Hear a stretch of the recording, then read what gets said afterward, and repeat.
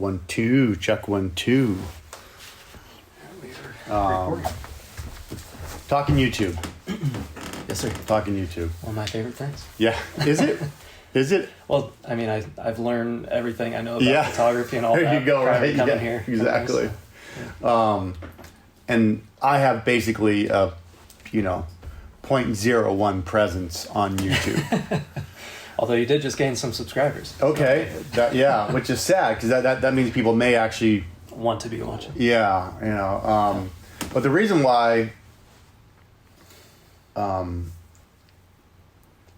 kind of went hard on YouTube when I first started all this, right? So when I began my brand build, I was like, okay, I'm going to do everything. Yeah. But I think the application for people is there's always a platform or two that you're comfortable with, that you're just natively into or interacting on. And for me, it was Instagram. I understood Instagram. I had a little community on Instagram. And so that's the first place I went all in on. Yep. But I still went Facebook, LinkedIn, YouTube all at the same time. And in Twitter. Yep. But I realized pretty quickly that I was super overwhelmed by Twitter. Mm-hmm.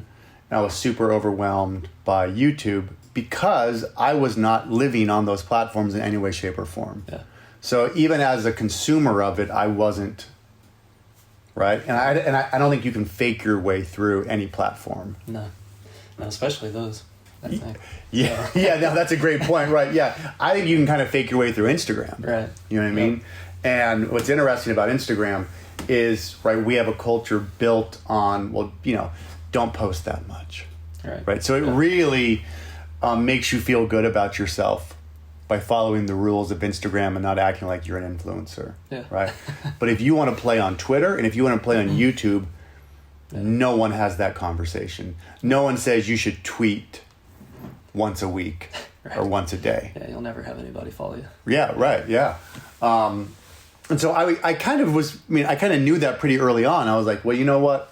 I'm not just going to, whatever it is, where auto post to those platforms. Right, so I'm not just going to make it a place to regurgitate what I'm doing on Instagram or start on YouTube and work backwards. But obviously, I believe those are incredibly powerful platforms.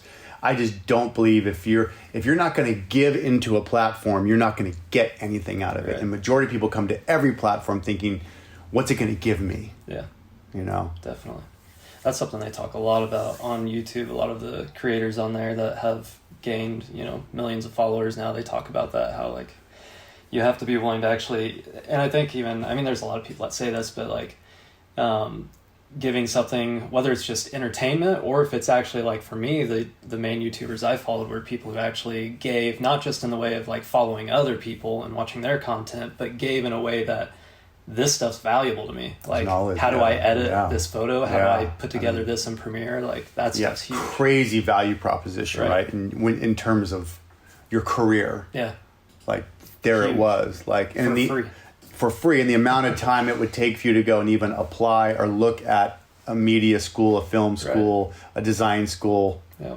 Literally those, I'm assuming it takes more than 12 hours to do research on a school you may go to have them teach you something, what you can get in that time. And have them teach you what they want to teach you rather than curtailing it to what you want to learn. Right, yeah, it's huge. So all that to say, that's why I don't really have a presence on either of those. Although I was putting my Domecasts up right away. I think the first 2, 3, 4, 5. I think I've got some episodes up there. I don't know, on some channel. Yeah, that's kind of the crux right now, is that there's the Dome Creative channel, but then also the Darren Dome channel. So which is on Darren Dome, we do have 4 or so newer videos. Okay. The other one has a lot of the old stuff. So.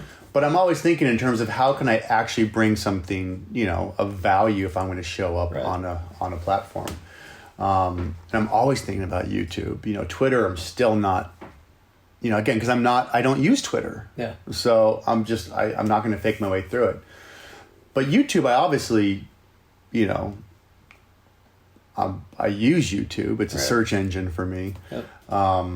And 2.5 years now into this brand build. It's funny how we can be doing all that we're doing, and like just yesterday I was like, I think I know what I can do on YouTube. Like, what can I do on YouTube that's authentic, that really is organic, it's natural to me, entertainment, and may actually bring people value. I'm excited. Right? Yeah. and what's the low hanging fruit? What's the least painful barrier to entry, but maybe with a maximum return? I was like, especially because I know you can push me on this, I need to do reaction videos to my videos. Yeah. To my music videos. Definitely. Which you've done a bunch anyway. Kind of. Because you'll forget that you had done a video. Right. And you're showing Jake. Right, yeah. That's what I mean. I forgot, it looks so good. We do reaction videos all the time, right? Yeah. Because you guys, hey, did you direct this music video? Did you work with Behemoth? Oh, I think I did. Okay, we'll watch something. I was like, wait a minute, like I should start doing, we're always looking for things. Hey, can I come in and say, underrated, overrated, and you can push me. Okay, let's go. We got 5 minutes. Let's go. Yeah. I was like, okay, well, I can do reaction videos. I figure I'll start with Shinedown, start with something that's still like super hot right now. Shinedown's still on fire. They got a new album coming out. I have a lot of Shinedown fans over on my socials. Yeah. I can be giving to them. I think they'd be super stoked on that. Now, I've never done a reaction video, so I think what's fun is, I don't know what the rules are. I didn't know there were any. Well, meaning, do you play? We'll watch a couple. Right. But do we play the music? Do you hear the music? Does YouTube strike that for copyright? Is there a way to do a reaction video, or do you just do a screen record of you watching the video? Like, that's something we should just spend 5 minutes looking at and go, oh, wait, how did they do this? Yeah, definitely. You know what I mean? Because I know what I'm going to do. Yeah. I'm not going to prep. I figure I should just try to go through every Shinedown music video today, or at least today and tomorrow. Yeah. Let's just go through them. Let's record it. Let's get it done. And then you can just start hitting me up with, today you're doing, and you'll find something, Yep. And then it's like, wow, there's that kind of got me excited about how do I bring my knowledge of filmmaking. Yes. I don't talk a lot about filmmaking and technique and lenses and all that stuff. Yeah. It's just not what I do. Right. I can, right? And it's fun when you do. Well, I appreciate that. Yeah. And so it's like, but this is a great way to tee that up for me, right? Like, there it is. I directed that music video, What was it like working with this artist or that set, or, I can try to remember all those things. Right. And I think the geeky filmmaking gear side of YouTube, which I know is there, I've never wanted to pander to. Yeah. I've never thought I could do a McKinnon or a Bloom, or, I can't, I don't even the cameras I've used, I don't know what I did.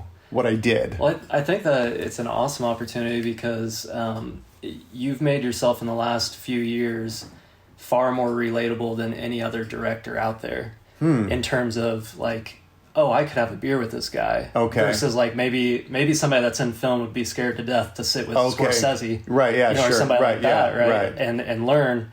But you've made yourself accessible, and you've also knocked down the idols of filmmaking. Right, okay. And so now that you've had that foundation, like, it'll be really cool to actually hear from you, though, on what it's like to direct a film, on what it's like to direct the music videos. Commercials we can find. Absolutely, I'm sure we've got that there. I'm sure those are there. And what a great way to use YouTube as that closed loop system. Yeah. Of it's all there. Yep. And then I get to plug into what's already there. Exactly. And then hopefully be reminded about those things and force myself to do it in 2-3 minutes, 4 minutes. It's crazy. Yeah. And that's kind of cool too with what YouTube is doing, because do the 3 to 5 minute video, but also we can start doing some shorts, which they've put on there as well. A lot of the creators, it's in beta still. I'm hearing about that. Yeah, right. I mean, I just did one just a minute ago just to try it, and it's just like Instagram stories and a lot like TikTok. A lot of these platforms. What's the length on them? This one was, I just saw 15 seconds, but I think you can pick different lengths. So I think you can go up to a minute. Okay. On it. All right. So it's still in that. Okay. Yeah, it's in that kind of category. So they're really coming after that. Yeah, definitely. So they're trying to compete with your TikTok, your Reels. Do you think they're trying to compete with your phone then, or do you think that's something people are still sitting on their computer? It's only on the, as far as I know, only on the YouTube app. You can click to create a short.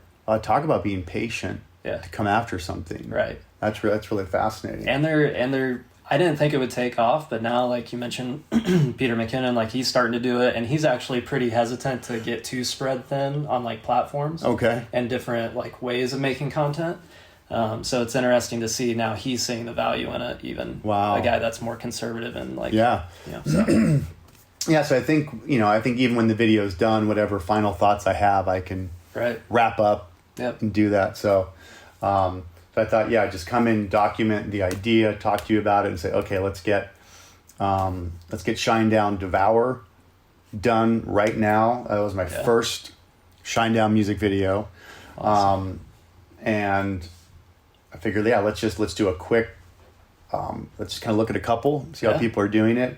Maybe do a quick Google search on copyright strikes, and because I'm curious, is this something that you monetize? Is it pure brand build? That's the cool thing about YouTube, is that it's like in my mind, it's the most available to eventually actually make a return on it financially. Like a lot of, all the creators will say like, don't get into it for that reason. You're going to have it in the back of your mind though. But it is cool because the more you put into it, the more potentially you could get out of it as well. Right. Which just feeds right back into the business. And I think I probably have conservatively about 200 music videos on YouTube that are out there for bands. So I think, how many billion views? Like two something I think billion it's like views. 2 billion views now. I mean, it's in one sense that's really impressive. I'm pretty stoked on that, especially because half of that first billion is Jason Mraz, I'm Yours. Right, but I couldn't believe when I found out that you did that video. Yeah, well, but I love that, and we can do that one as well, right? Yeah. And I love that.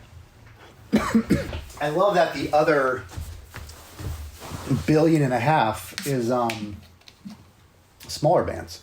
Yeah, that is cool. I mean, I get it. Justin Bieber, Post Malone, Halsey, these people had a video and it's 1 billion views like that now,